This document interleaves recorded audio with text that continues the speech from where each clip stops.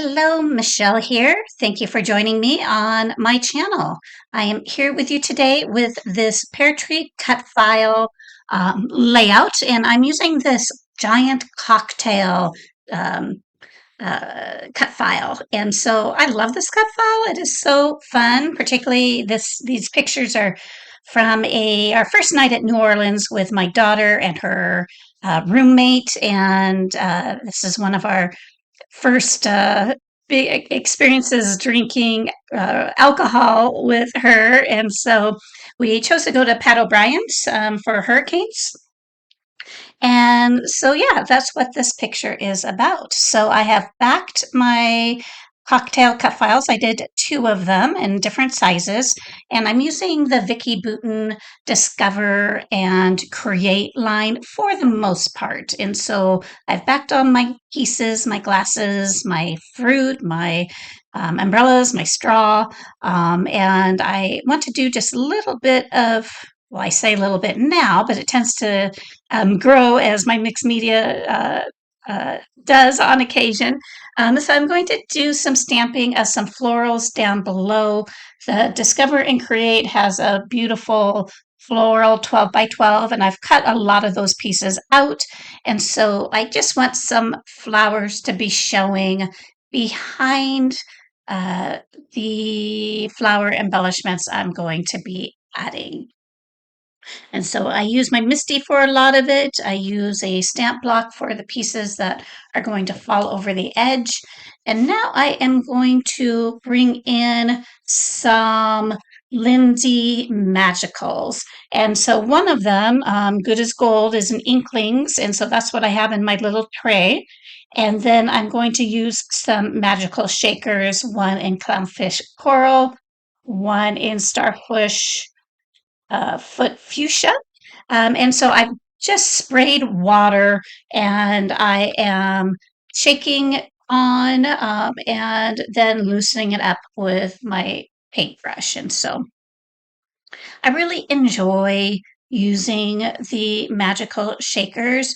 It is a very easy way to apply color, and I find Lindy's to be very easy to control as far as you can lift a lot of color off. It takes a little bit for it to set in. Now, the paper I'm using is Vicki Boutin foundations paper, and so you wouldn't be able to do this without either foundations paper or gessoing a white piece of paper.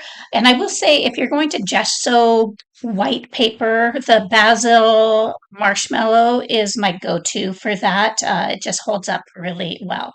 So anyway, I've applied some color, going to go ahead and loosely fill in some flowers and just keep adding some layers, drying a little bit, adding a little bit more. You'll see me roll off some color with my paper towel roll. It's just a really fun process. And so if you uh, just want to sit down and play, I really recommend the Lindy Magicals for that. All right, so I have taken my cut files to my paper a few times here and there just to make sure I get color on the exterior of where those are going to go. I'm not too concerned about filling in any space underneath those cut files. Uh, and yeah, I am adding just a little bit more color, and I know it looks a little blotchy in spaces because water is really pooling there, but you'll see I will remove some of that shortly, and those pools are a great way of adding splatters. There's all that liquid just sitting there waiting to be used, and so I do that as well. And you'll see now I'm just soaking up some of the larger pools, and then I'm going to dry. And I am going to add some white splatters and some black splatters primarily the black to tie in the ink from the florals that I stamped previously. And when I stamped my florals earlier, I knew I was going to be adding some water, and so I used, close to my heart's the solvent-based permanent ink rather than a water-based. So that's really important to keep that in mind. Now, I missed out on filming some of this, but I added this pear tree cut file, this 12 by 12 stencil in kind of um, as a harlequin type of pattern or a diamond. So just to add some white back into it, and I just used Tim Holtz uh, opaque texture paste for that. And now I wanted to add a frame, and so I added a blue piece. I believe that is from Print Shop from the Vicki Boutin hat. And I have pulled this blue paper. It is either from Bold and Bright or Create and Discover. I kind of mix up my Vicki Boutin collections here and there. And this Happiest um, word phrase is actually vellum, but I backed it with white and then just cut it out. So I'm going to get my blue paper down there. I thought it kind of looked like a receipt ledger. And so I like the idea of having that behind my cut files. And I'm going to go ahead and adhere those.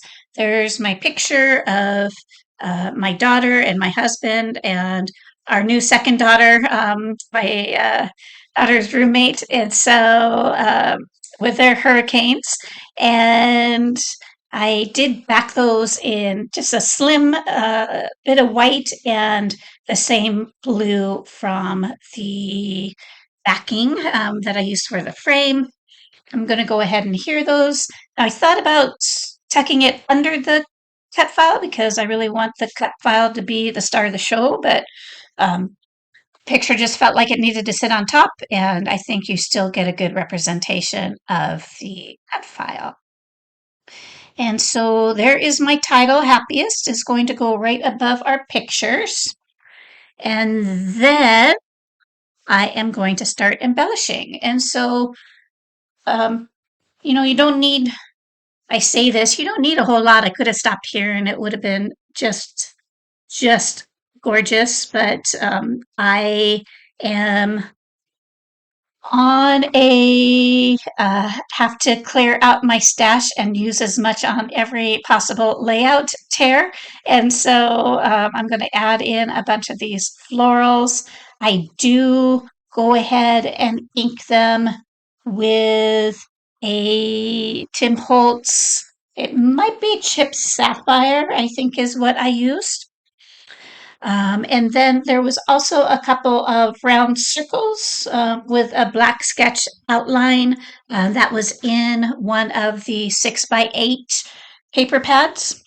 And I should say, the 6x8 is where I got a lot of my pieces I used for the cut files. I love to use 6x8s for that purpose because the scale is smaller, and also you're not tearing into a 12 by 12 piece of paper. So I also have my Pat O'Brien's Hurricanes.